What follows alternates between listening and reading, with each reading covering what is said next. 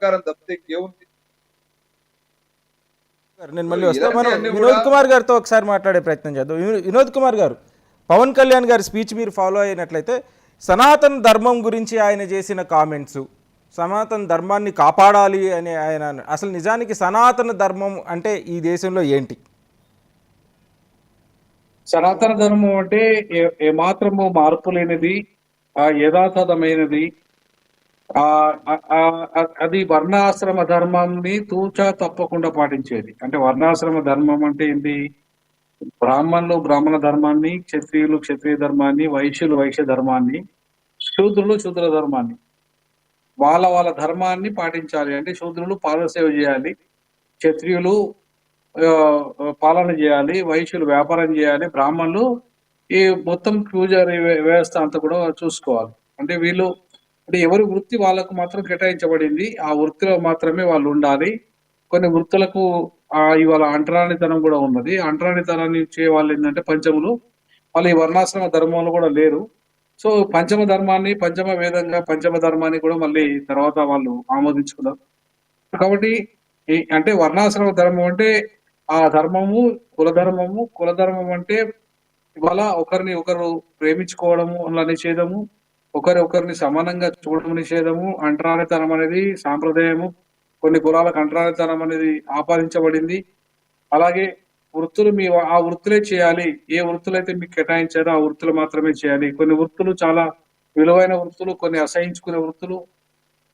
ఈ రకంగా ఈ వర్ణాశ్రమ ఈ కులధర్మము యథాతథంగా ఆచరించడాన్ని మనం సనాతన ధర్మంగా వేల సంవత్సరాలుగా ఆచరిస్తున్నాం.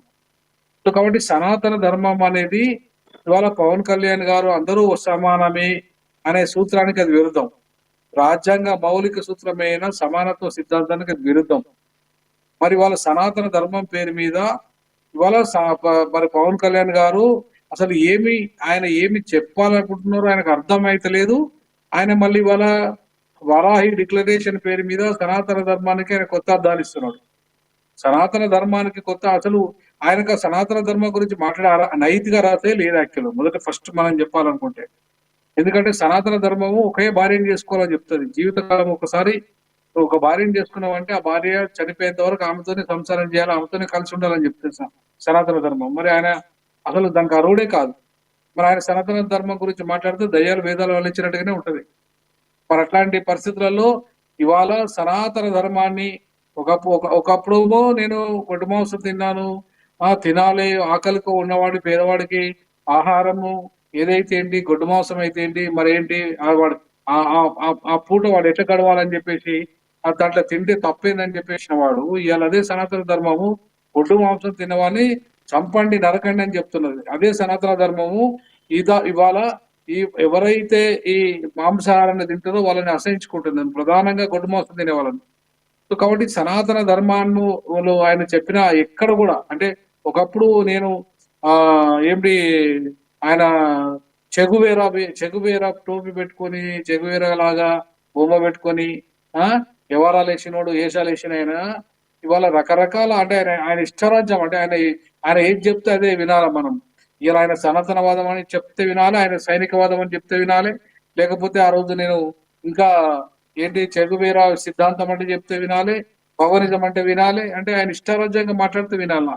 నువ్వు కూర్చున్నది ఎక్కడ? ఒక రాజ్యాంగము మీద ప్రమాణం చేసి అన్ని మతాలను సమానంగా గౌరవిస్తా, అన్ని ప్రజలను సమానంగా గౌరవిస్తా, వర్గాలను సమానంగా గౌరవిస్తా అని చెప్పేసిన వాడివి ఇవాళ ఒక రాజ్యాంగమైన పదవిలో నువ్వు ఉన్నవాడివి ఆ రాజ్యాంగ పదవికి విరుద్ధంగా మాట్లాడడం అనేది, ఒక మతాన్ని మాత్రమే సమర్థించడం అనేది, ఒక మతానికి సమర్థించే విధానాలు సమర్థించే సనాతన ధర్మాన్ని నువ్వు ఇవాళ భుజాన్ని ఎత్తుకుంటే ఆ సీట్లో కూర్చోకు, రాజీనామా చేయి. నువ్వు ఆ సనాతన సన్యాసిగా మాట్లాడు, ఎవరు అభ్యంతరం పెట్టరు దానికి. నువ్వు సన్యాసిగా మాట్లాడితే ఏ అభ్యంతరం లేదు. కానీ నువ్వు రాజ్యాంగ పదవిలో కూర్చొని నువ్వు అక్కడ మోడీ లాగా, ఇక్కడ ఉత్తరప్రదేశ్ లో యోగి లాగా నేను చేస్తానంటే సౌత్ ఇండియాలో నార్త్ ఇండియాలో నడుస్తుంది కానీ సౌత్ ఇండియాలో నడవదు. అది నడిచే పరిస్థితే లేదు.